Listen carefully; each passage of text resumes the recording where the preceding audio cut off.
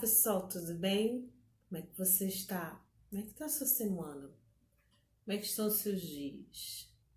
Tudo bem com você? Você está com medo de alguma coisa? Hoje a gente vai falar sobre medo. Você já sentiu medo? Eu já. Hoje eu vou te contar uma situação que aconteceu comigo dentro de um ônibus. Dentro do ônibus, né? E eu fico bem tranquila porque entrar dentro do ônibus pra mim, gente, a pessoa que não para, quando para, parece assim, sono. E aí eu comecei a cantar pra mim, meio que pra ninar, né? E orando. E aí eu tô, Jesus, eu quero ficar contigo. E aí eu ouço, sabe? Aquela voz clara, assim, audível ao meu ouvido, falando assim, filha, interceda por ele. E eu, por ele quem, Senhor? Eu olhei assim, não tinha ninguém do meu lado, sozinha à noite, indo pra casa, o ônibus meio vazio. Daí, daqui a pouco, quando eu olho pro meu lado, gente, me senta um camarada com quase 2 metros de altura, um chulapa, sabe, da cor. E eu olhei pra ele, uma coisa ruim veio, não demorou muito, ele passou lá. Aí eu olhei pra cara dele, né, ele, anda! Aí eu comecei a falar, ó, dinheiro eu não tenho. Aí eu comecei a procurar o celular e dei meu Sonic Ericssonzinho pra ele, né, na época, ó, faz tempo. E aí passou alguns minutos, eu fiquei ali, não fiquei assustada, não fiquei assombrada, só fiquei ligada naquilo que eu tinha ouvido, né? E de repente eu ouço aquela gritaria e quando eu vou lá atrás para olhar, gente, tinha um homem baixinho, agarrado no pescoço desse cara. Eu acho que esse homem era assim, a metade do cara, sabe? E aí ele falou assim, tu vai morrer agora, infeliz. E ele tava dando um golpe assim, né? Agarrando ele. E eu acho que ele tava armado também. E aí eu gritei de imediato, eu falei assim, não, o senhor não vai matar ele. O senhor bate nele, o senhor faz qualquer coisa. O senhor, nós vamos pra delegacia, mas matar ele o senhor não vai. Aí ele falou assim, olhou pra minha cara assim, eu falei assim, moço, o senhor não vai sujar suas mãos dentro de uma situação dessa. O senhor não vai fazer isso com a sua vida. Aí ele olhou pra mim e falou assim, minha filha, você tem razão. Quando ele foi afrouxando, o cara deu um tranco nele e conseguiu descer no calçadão e saiu correndo. Aí o motorista já estava se encaminhando para a delegacia, né? E como ele fugiu ali no calçadão, aí ficou aquele vucu-vucu, eu peguei os telefones que caíram no chão, peguei o meu, inclusive, entreguei, né? E engraçado, só tinha a menina, só a menina que ele foi, né? Aí, e foi, acho que nesse senhor, pensando que ele ia ter vantagem, porque era um coroinha, não era velho não, era um coroa de uns, mais ou menos uns 60 anos de idade. E baixinho, então ele pensou que ia ganhar vantagem também, se deu mal. Conclusão. Ficou todo mundo olhando naquela coisa, o senhor é parente dele? Eu falei assim, meu filho, eu sou parente dele igual eu sou seu parente, nós somos de carne e osso. E a gente não derrama sangue assim. Esse homem ia ficar marcado com derramamento de sangue. Aí ele parou e falou assim, meu filho, você tem razão. Muito obrigado por você ter me feito refletir dentro dessa situação. Passou.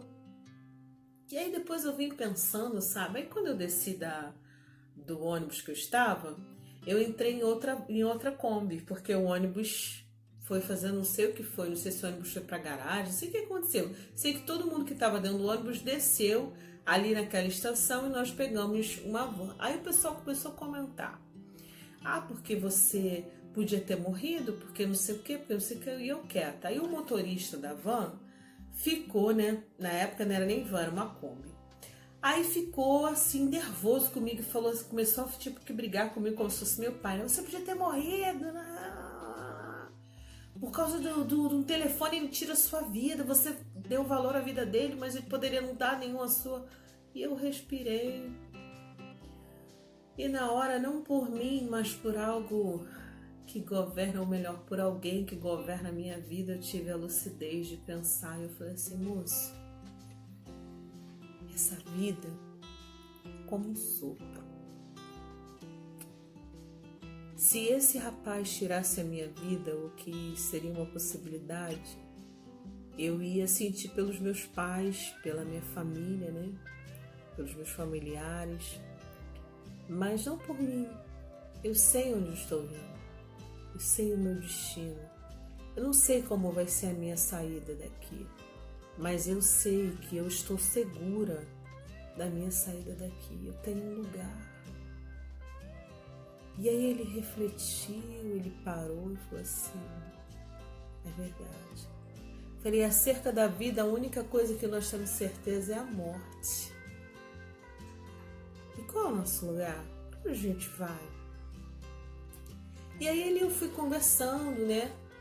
Nós fomos refletindo sobre a situação e passou. Depois eu pensei, Senhor, eu vivi uma situação tão frenética, tão difícil, realmente eu poderia ter morrido. Passou muito tempo depois, muito tempo depois mesmo, eu já vivi algumas aventuras assim, mas numa outra ocasião eu conto pra você, tá? Peraí. Espera um bocadinho, que as coisas assim meio de louco, mas a gente obedece, né? A gente crê, obedece e faz. Aí, depois dessa situação, muitos anos depois, eu estava na minha casa e eu sempre tive desejo de dirigir, sempre tive desejo de tirar minha carteira, um sonho que eu tenho no meu coração. Mas eu não tinha condições para isso. E aí eu falando com o pai, conversando, né? De repente uma irmã me liga e falou assim: Val, eu tirei minha carteira de motorista.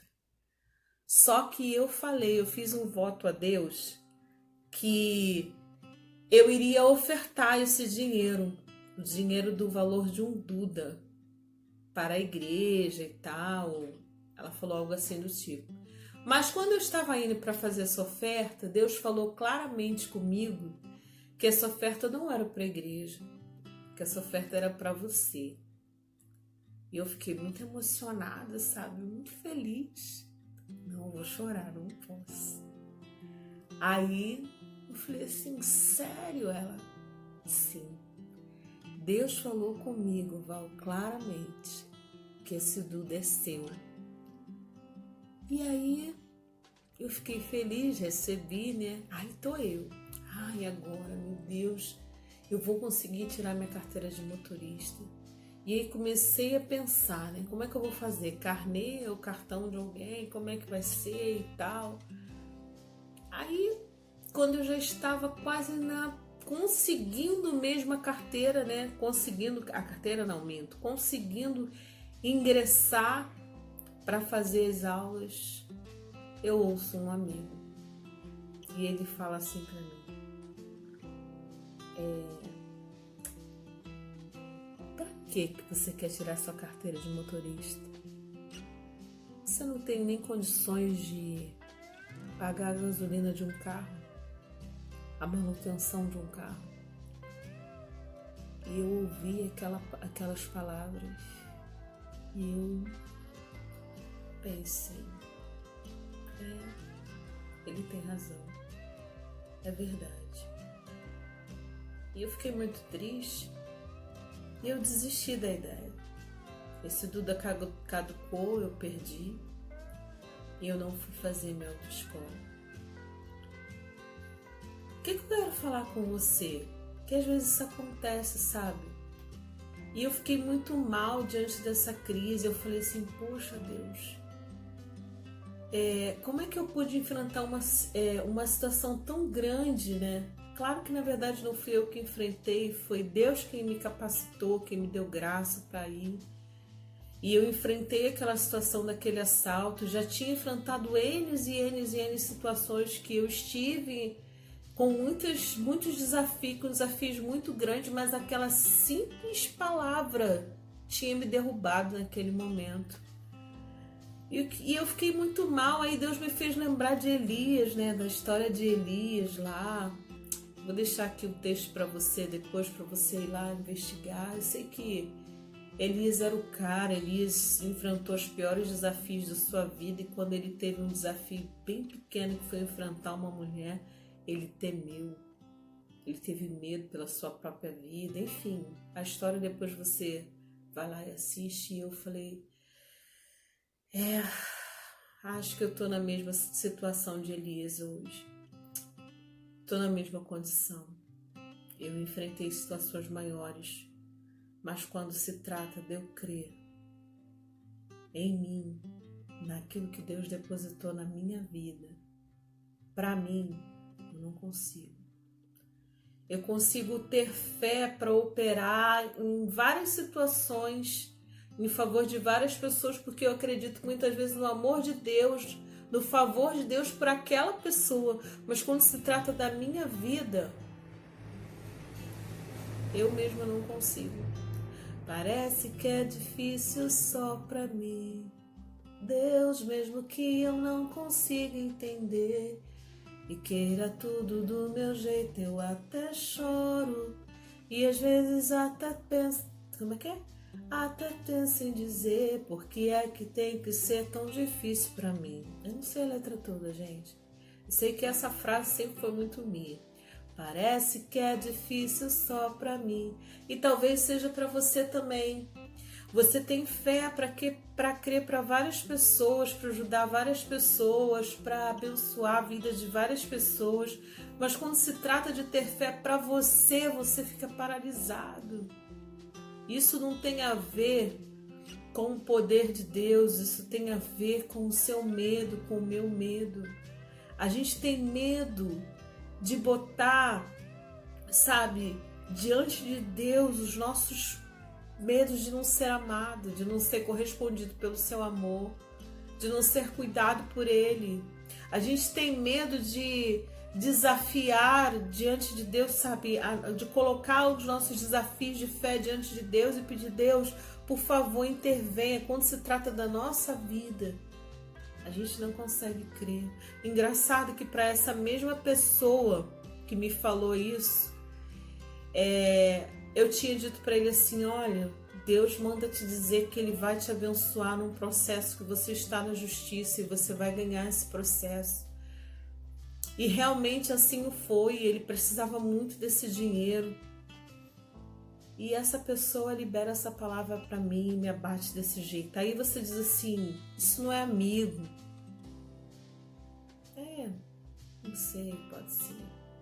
Mas eu decidi ser amiga. E eu era amiga. E para mim ele é um amigo.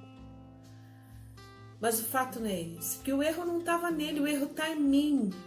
O erro está em você quando você não consegue acreditar que é para você. O favor de Deus é para você, sim. É para mim, sim.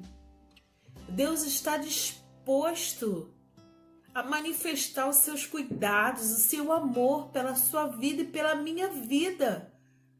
Será que o Deus que me abençoou com aquele Duda não era o Deus para me abençoar com a autoescola, com um carro e com tudo mais que eu viesse a precisar? Eu não estou falando de coisas materiais, não.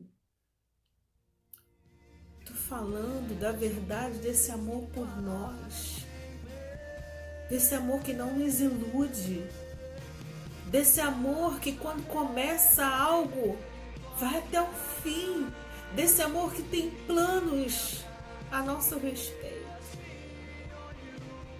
Eu é que sei os pensamentos que tenho sobre vós, pensamentos de paz e não de mal, para vos dar o fim que desejais.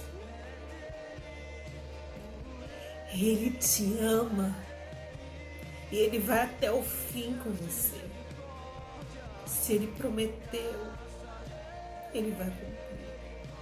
Não se trata de coisas materiais, até porque nada na minha vida hoje é material. Tinha um propósito. Eu tinha um propósito. E eu sei que Ele é poderoso para fazer cumprir as suas promessas. Você é amado. Ele vai até o fim com você. Ele prometeu. e Ele vai cumprir. Deus te abençoe. Um grande beijo no seu coração. Você é filho amado.